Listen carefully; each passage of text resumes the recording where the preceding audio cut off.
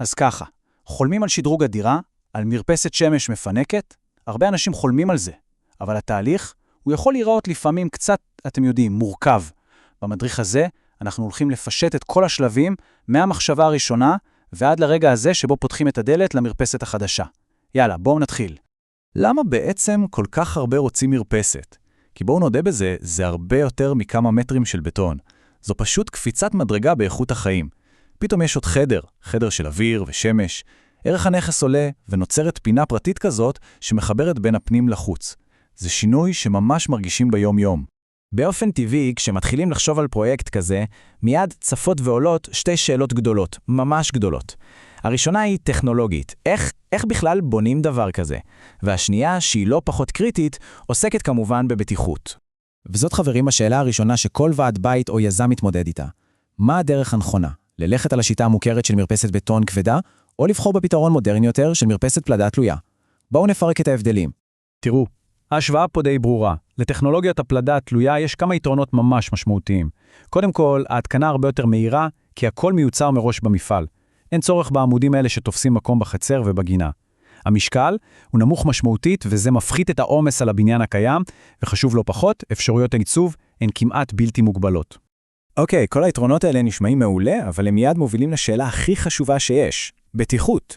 האם מבנה שפשוט תלוי על הקיר של הבניין הוא באמת בטוח? זו שאלה מצוינת, והתשובה עליה חייבת להיות חדה וברורה.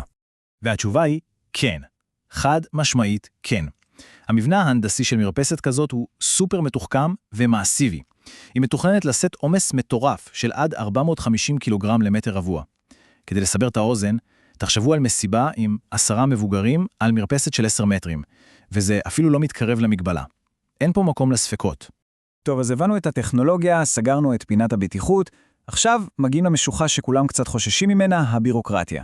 אז בואו נראה איך עוברים את המסלול הזה בשלום, ובדרך להיתר הבנייה המיוחל. האמת היא שאפשר לפשט את התהליך הבירוקרטי ל4 שלבים די הגיוניים, הכל מתחיל מיוזמה, לפעמים אפילו של דייר אחד. השלב הבא, והוא חשוב, הוא לרתום את השכנים, להציג את כל היתרונות באסיפת דיירים. מכאן מגיעים לשלב הקריטי באמת, להשיג הסכמה חתומה של 75% מהדיירים. רק אחרי שיש את הרוב הזה, אפשר להתקדם להגשה מסודרת של התוכניות לרשויות. ואם יש משהו אחד, נקודה אחת שצריך לזכור מכל החלק הזה, זו הנקודה הזאת. הסכמת הדיירים. השגת הרוב הזה של 75% היא בעצם המפתח. המפתח שפותח את הדלת לכל הפרויקט. זה לפעמים האתגר הכי גדול בתאריך, אבל בלעדיו פשוט אי אפשר להתקדם. אוקיי, ההיתר המיוחל סוף סוף ביד, אפשר לנשום לרווחה, נכון? אז זהו שלא בדיוק. האמת היא שכאן מתחילה העבודה האמיתית.